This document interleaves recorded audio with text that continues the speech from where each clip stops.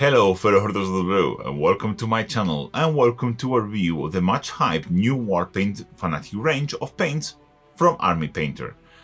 For those of you that don't know, I was declared a hater and much worse things when I discovered during my initial testing of the original speed paints that they reactivated when paint or water was applied on top of them. Believe it or not, the repercussions of that are still affecting me to this day, even when I was actually right. Anyway, given the massive hype surrounding the release of a new range of paints by Army Painter, I had to try them out to see if it was all very good marketing or they are genuinely good. These paints were not sent to me for free, I bought this box with my own money, but full disclosure before we start, I've previously worked with Vallejo and Amo Mick in different projects. This doesn't affect my own criteria, but it's something you need to know. Let's get cracking.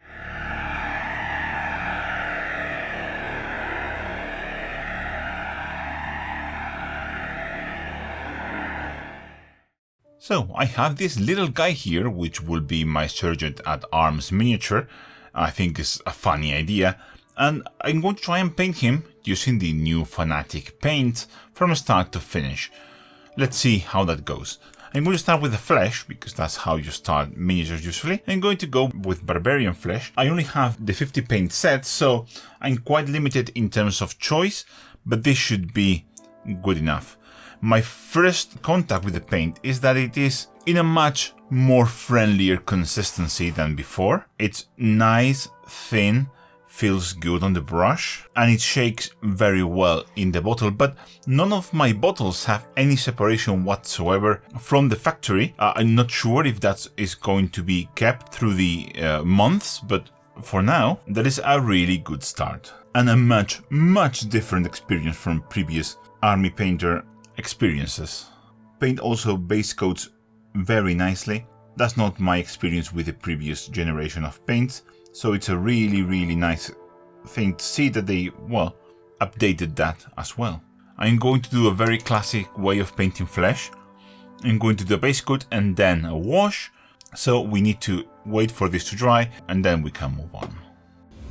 Our base coat is now dry, and one thing I did notice is that these paints dry quite a lot faster than, let's say, AK 3rd Gen or Vallejo Game Color. That is, I think, a double-edged sword because, well, you have benefits and bad things for both choices, and well, it's just a choice. I'm still not sure if that's one that I will go for. I do appreciate the benefits of a slower drying time, but it doesn't necessarily have to be something bad, so I'm not going to judge them prematurely. I'm now going to apply a wash using the new shades. This is the strong skin shade, and I'm very curious about how they work. I never used the old ones for anything other than doing metallics due to their shine, and I feel curious about if these ones will be good for normal acrylic colors and for metallics, or maybe just one of those options.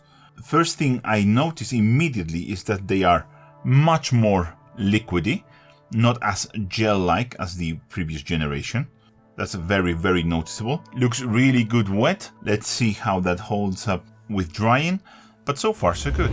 The wash is now dry apparently. There is a little bit of shine in the recesses, but for the most part it's very matte on the raised surfaces. Sometimes these kind of products take a very long time to fully dry, especially where it pools, so this might change, and if it does I will report, but apparently just for this initial testing the results seem to be very good. Very impressed. I think these washes are better than GW's products by far. Minimal shine, maybe a little bit in the deepest recesses, we will have to see. Now I want to highlight this, and for this I'm going to go for Barbarian flesh again, but this time I'm going to thin it down into a more sort of a heavy glaze to see how that behaves. Because previously these Army Painter paints were not brilliant doing this, so let's see how they behave now. I'm going to now use a mix of Dorado skin and this Barbarian skin. This is straight up a massive improvement in terms of feeling, and you know, like painting experience compared to the previous generation. Like, congrats to Army Painter for having such a massive change in performance and feel. Finally, for the last highlight on the skin, I'm going to move to Ice Yellow, which I really love that they have a paint named Ice Yellow. Not sure if other brand manufacturers are going to be happy, but you know, it's a commonly known color, so I have no issues personally with it. I'm going to thin it down quite a lot.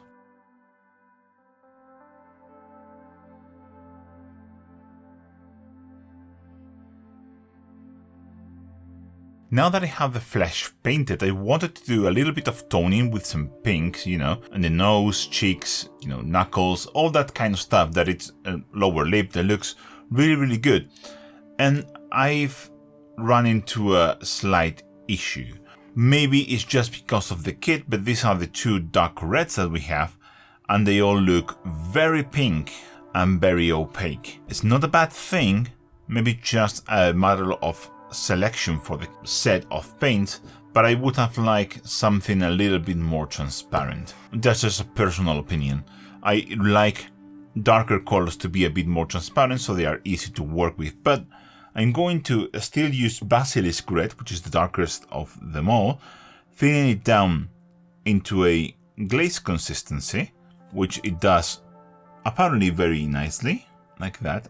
And I'm going to apply tones with this over, as I said, nose, a little bit of the cheeks here on the side, and I'm going to use a thicker mix to glaze over the lip.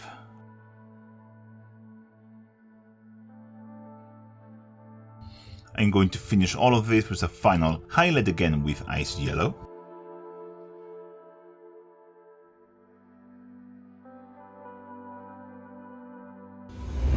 Now it's time to base coat the main colors of the body, and he will have several, but the classic ones start with yellow and red, so I'm going to try and attempt that. Yellow is always a notoriously difficult color to get right, and it's something that paint manufacturers struggle with a lot, so let's see how this behaves. It seems to base coat very well for a yellow. It's not bad. It's over white, so it's not that challenging, but I've had issues with other yellows over white, and this seems to be fine. It thins out very well. It just spreads out very well, and I would be happy with it for like a, you know, light tone yellow. Not bad. Over the yellow base coat I did another wash, again with a strong skin shade. Is by far my favorite of them all, so versatile. It's like a warm brown wash, it's fantastic. And it's still drying in places, especially in the deepest parts, but I can start layering up in this leg, which I'm going to do so. Again, glazing with yellow, always a pain in the ass, so I think it's a fantastic test to see how this brand of paint behaves. But I can already tell you, just by the base coating stage, this is a massive improvement over the previous generation of Army Painter paints. I wouldn't never attempt to paint this with these colors using the previous generation, but with these ones I do have the confidence that I can do a decent job. I can already see that I can layer this and glaze, heavy glaze with them quite easily. It's very pleasant paints to use. And I'm just going to use Ice Yellow mixed into this to do my first highlight. Now I'm going to do the final highlight. This will be just Ice Yellow. Again, we can work very thin with these paints and layer up or glaze up very slowly to get a super smooth result. The finish of the paints is nice and matte. I finished the yellow, and this is where well, not now, but when I was doing some testing, I ran into a little bit of an issue. I wanted to do the classic yellow and red color scheme, but the only red in the set is this pure red. And when you read pure red, you're expecting, well, pure red. But when I put it in my palette, it just didn't look right. I did some testing and you can see it there. This is not color corrected or anything. That doesn't look like red. That looks like a dark pink. So I took out some other reds from other brands to compare. This is the Army Painter Pure Red. This is Vallejo Bloody Red. This is Citadel Evilson Scarlet. And this is Prorakill Bold Pyro Red. And this is very much a desaturated pastel red. Is to me in the verge between red and pink. It's very close to being pink, and if you don't have any frame of reference, this might look like red, but once you put it next to real reds, especially something like this, which is very red, you realize how much not red it is. I think I need to make a point here for clarity. I have no issues with the paint itself or with the hue. It's a fantastic hue to have at your disposal. My issue is with the naming. This is called pure red, and that comes with a series of implications. Imagine I go to buy a pot of red at my local store and they have run out of my favorite one.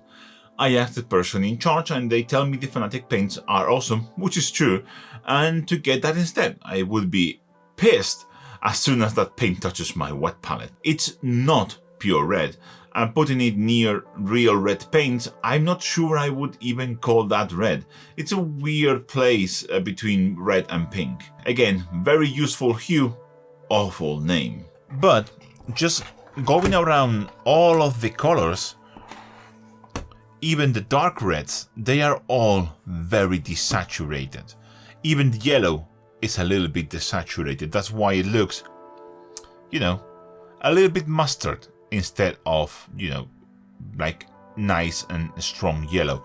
Every single color that I have in my set has been desaturated. And why is that? Well, that it's been done so it's more opaque. The only way to gain opaqueness with some hues, some paints, is to add white into them, because titanium white is a very opaque pigment. You gain opacity by turning down the chroma or saturation. And that's what they have done essentially for the whole range. They are all a little bit more desaturated than their previous counterparts and the previous colors, but they gain opaqueness in that way. Transparent paints have their uses, and transparent pigments are useful, and I just think there are none in the range, so you will be limited in that regard. Be aware that you are going to get pastel-y looking colors, and as long as you are okay with that, then no issues whatsoever. They actually behave very, very well. One of the issues of very desaturated colors is that you can reduce their chroma by adding a dark color, because they will turn into a gray mess. Black with purple actually works very well, but here if I use black, it just turns into a gray mess. It's just desaturated and quite ugly color. Same goes with, for example, this lighter purple. Look at how ugly this color gets. It's just, again, due to the amount of white those paints have into them to make them more opaque. I also want to test out how they behave doing freehand, so I'm going to take a little bit of angel green, which is the darkest of the deep greens, which should be nice and dark. And again, we run into the same issue, which is this has quite a bit of white and is quite a bit desaturated. Not a big deal, but it seems to be, you know, a running theme. Take this angel green and maybe do a swirl pattern on this leg. Yeah, that sounds about fun. The truth is they flow very nicely. For all of the things that I have to complain about in the color selection, the truth is, technically speaking, these are great paints. So if you don't have any issues with, you know, the other things, then this can be a really good option for you. If you don't mind a little bit of desaturation. And with that done, we can move into the big test, which is glazing with white. And I'm going to go straight to white. That's probably something I wouldn't do normally, but again, we are here to test and to push the boundaries. One thing I do like is because they dry quite quickly, you can do a lot of glazing very fast, which is not something you can really do with game color, for example, which they take a long time to dry. And one of the consequences of that is that, well, you have to be patient or use a blow dryer, which I really don't like.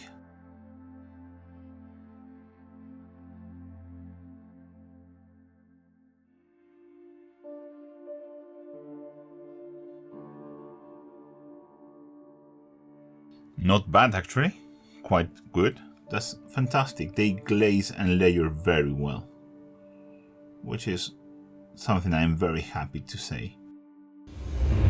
I finished most of the miniature off camera because, well, you don't need to see all of that. You can see in the horse especially that some of the paints are a little bit more satin than others. This was the oak brown and, if I'm not mistaken, fur brown. So the ruddy brown triad or progression. Those are a little bit more satin. The purple is a little bit more satin than the yellow, but all in all, I think it's a good compromise in terms of balance between matte and satin finishes, because gamers don't want ultra matte finishes. It's just harder to work with in general, and for newcomers, this is a fantastic way of doing it. I think it's a good compromise. But there is one type of paint that I haven't tried yet, that is metallics, and sadly, because I have the 50 paint set, I only have 3, 1 copper, 1 gold and 1 silver. And the silver is not the brightest one, which I would have preferred. That kind of silver would have played male metal, but I think it's going to be more than enough. I still remember how awful the old ones were, so let's see if these ones work better. These feel like are mica powder based, not aluminium, but that's very common. I have no issues if they are good. The pigment seems to be very thin, which is something I'm more than happy to see. Thinner than Games Workshop, and well, by a lot. And they seem to be applying and covering quite well, which again, super happy to see. I of course have tested all of them separately, and they do seem to be an upgrade from Games Workshop at the very least, which is honestly more than enough. I've happened to realize that sometimes the washes dry weirdly. For example, they tend to pull up out from the very deepest recesses. It doesn't happen always, it's weird. You can see it there, how that was completely full of wash and now it's empty in the middle. It also happened in the fingers here in the hand, where it's dark in the recesses but it has like a light middle there. Another example is here. You can see they have like a light spot in the very deepest recess. It just happens here and there. Maybe I'm going to attribute that to, user error in my case, because, well, it's the first time I use them. Maybe because of how old the miniature is. Sometimes these minis don't take washes very well, so that can also be the case. But just know that it can happen. It's easy to fix. I fix it here. You can't see it because it's all black. I just dropped black, like normal black in there, and now it's fine, but it wasn't looking good. Not a big deal, but you must know that it can happen. You can see here the final miniature. Everything you see has been painted using the Fanatic paints except for the base, and in honesty, I couldn't be happier. Let's talk about the paints for a while. I was honestly very gladly surprised by the massive improvement Army Painter has done over the all-and-tired Warpaint range. These paints feel modern, albeit with their own particular twist, which is very good. The formulation is pleasant to use, they don't seem to separate, they are smooth, they glaze very well, and all in all, I think these paints do bring Army Painter to the modern times and probably to the toolbox of painters that they might have never chosen before. I will be honest with you, I had a long rant about the price and how ridiculous and uncompetitive it seemed to be, but I was seeing that with the eyes of a Spanish person and I was being unreasonable. You see, my main complaint was that they are way more expensive than Vallejo or AK, and I just didn't see the reason why anyone would choose AP over those. But of course, those brands are cheaper in Spain. Just a quick Google search tells me that they are about the same price in the US, and not only that, Vallejo are notoriously hard to get in most parts of the world. Even if they were cheaper, it makes no difference when you can't get them anyway. Availability is a big deal, and it seems AP does a great job keeping their products in stock globally. Last point I want to make in the price subject. Army Painter could have just done what they have always done historically and compromised the paints in some way to make them as cheap as possible, but they didn't. They actually went and made the absolute best paints they could and then priced them accordingly, and to be honest, I personally applaud them for that. It's a baller move. So what I'm going to do is give them a score in different properties and give a little explanation as to why. Let's start with finish. I think it's an A. As much as I love the ultra matte paints, the truth is not everyone does, and these paints nail a sweet spot between matte and satin that I think most painters are going to like. It's a fantastic compromise. In terms of technical use, that's also an A for me, but maybe an A-. They do all you want them to do, and they do it with flying colors. I just wish they would dry a little bit slower. Metallics, I would give them a solid B, with the asterisk that I've only tried 3 of them. They are usable, they cover very well, they have a very thin metallic pigment that has nice and shiny finish, they are good paints. The washes, I was going to give them an A before I noticed the weird drying inconsistencies. Just to be careful, I'm going to go with a B. They seem to be better than Citadels, but be aware that they can dry weird sometimes. Color range, and here is where we have a big problem in my book. All the colors have a ton of white mixed into them to make them opaque. I get it, people want paints that cover well, and the only way to achieve that with some hues is just to mix a bunch of titanium white and call it a day. Procreate did the same thing in the beginning, by the way. But that benefit comes at the price of saturation, and to me that's a big price to pay. And of course that's not all. The even worse course to desaturating all your paints is you now have a bunch of white sneaking around, waiting to mess up your whole day. Trying to darken down paints with white in them is a mess because everything turns grey, ugly and boring.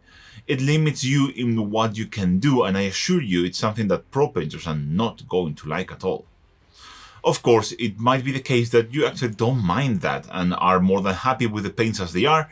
Nothing wrong with that. We all need and want different things from our paints, and if you don't mind a lack of saturation, then these paints are actually amazing. For me though, I have to give them a D in this category. That makes a total score of a B, which is very solid, and trust me, if you don't have the same concerns as me, they will be your favorite paints ever made without a doubt. Thank you for watching this video, and don't forget that if you like my videos and want to help me make them, you can follow me on social media. You have the links to all my social media in the description below and in the pinned comment of this video. Share and like this video, but most importantly, there is Patreon and channel members.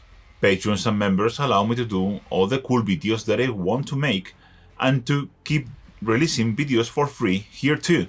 Perks include access to an amazing Discord community full of lovely people, access to many more exclusive painting videos, and private one-on-one online tutorings. Help me enjoy the list of the coolest persons in the planet, including Nicholas Davis, Agon David, James Bretel, Pablo Cuesta, Benjamin Barbet, Tom Pausi, Pumpkin Hill, Chris Black, Ben, Jacob, Mateusz Babiuk, Andrei Michenko, Aaron Miller, Jake Staines, Matthew Needles, Stefan Zimmerman, Andrew Walden, Tom, Dr. Mike, Martin Reveroa, Sexual, PGM, David Ridey, Matt Wallace, Cross24, Robert Macmillan, Corey Hoffman, Mark Carter, Hendrik Mansonian, Chester Ross, Matt Griffiths, Tyler Hughes, Chris Gilroy, Spicy Joe, Matt Watson, Hamish Donald, Matthew Lang, Madus Manuel Tocaoria, Iñigo García, Stavros Stavro, Jinji Woe, Mark Reguera, Romain, Ars Miniatura, James Brand, Dan692, Just Rex, Joe Offwood, Dr. Cathaber, Angelos Alexos, Alastis, Rainer Horbach, Mark Valencourt, Felix Franke, Aaron Bernstein, Stefan Farniati, Daniel Ramin, Bolsey, Bill Warbeck, Terry Denham, Planche, Bayon, Howard Colville, Stephanie Old, Nick DeMao, Robert Smith, Peyton Peter, Stefan Rockford, Roger Nilsson, Oscar Jonathan Torberg, Minin Guyen, Dan Mako, Crystalius, Kevin Mian, Darcy Farrar, Natius Maximus, Arundel, Javi Mota, Eamon Patton, Adam Taxton, Gareth Smith, Heather Amster, Mark Atkinson, Mark Jarvis, Joe Simpson, Christoph Moret, G-Force, Dr. B, Bartolo Mikahuza, Leonard Lindemann, Kieran Murthel, and Kevin Schulas. And as for me, I will catch you in the next one. Bye.